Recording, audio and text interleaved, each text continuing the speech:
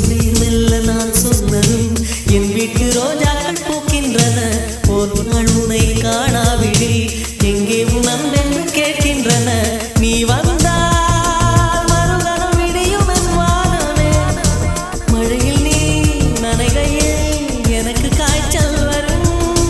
வெயிலில் நீ நடக்கையில் எனக்கு வேலை வரும். உடல்கள் ரெண்டு உணர்வுகள் ஒன்று. ரோஜா ரோஜா ரோஜா ரோஜா ரோஜா